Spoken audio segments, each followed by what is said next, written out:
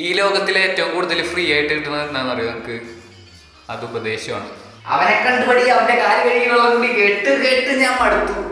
നിങ്ങൾ ഈ എല്ലാവരുടെ ഉപദേശമൊന്നും കേൾക്കാൻ പോകണ്ട.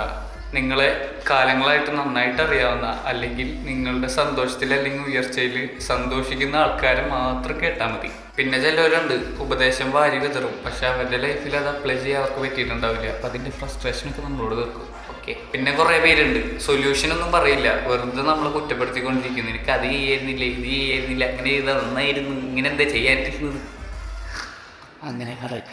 നമ്മൾ മിണ്ടാണ്ടിരിക്കുന്നു വിചാരിച്ച് തലേ കയറി നിരങ്ങാനാണ് അവരുടെയൊക്കെ ഉപദേശം. ശരിയായ ഉപദേശം എന്ന് പറഞ്ഞൊരു മാപ്പ് പോലെയാണ്. നമ്മൾ വഴി തെറ്റാതിരിക്കാൻ വേണ്ടി, നമ്മുടെ എത്തേണ്ട സ്ഥലത്തേക്ക് പോകാൻ വേണ്ടിയിട്ടുള്ള കറക്റ്റായിട്ടുള്ള ഒരു വഴി കാണിച്ചു തരുന്ന പോലെയാണ് ആ ഒരു ഉപദേശം എന്ന് പറഞ്ഞു കഴിഞ്ഞാൽ. പിന്നെ ഉപദേശത്തിൽ ഈ ജനറേഷൻ ഗ്യാപ്പ് ഉണ്ട്. നമ്മുടെ പേരൻസിനൊക്കെ നമ്മൾ ഉപദേശിക്കാൻ ഒരു പരിധിയുണ്ട്. നമ്മളിപ്പോൾ കരിയറിലായാലും കാര്യത്തിലായാലും അപ്പം ഉണ്ടായിരുന്ന സാധ്യതകളല്ല ഇപ്പോൾ.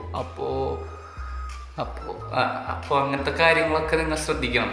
ഓക്കെ. ഉപദേശം കേൾക്കുമ്പോൾ ഉപദേശിക്കുന്ന ആൾക്കാർക്കൊരു സുഖവും കേട്ടുകൊണ്ടിരിക്കുന്ന ആൾക്കാർക്ക് തീരെ സുഖമില്ലാത്ത പരിപാടിയാണ്. അവരിത് പറയുമ്പോൾ അവർ വിചാരിക്കുന്നത് അവരെന്തോ ജോസഫ് എന്നും കുട്ടി ജോസാന്നാണ്.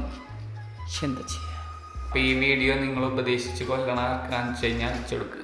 അവർക്ക് മനസ്സിലാവട്ടെ അവരെന്തോ ചെയ്തുകൊണ്ടിരിക്കുന്നത്. So this is day 41 of 100 daily short videos. അപ്പോൾ നാളെ കാണാം. Bye bye bye bye bye.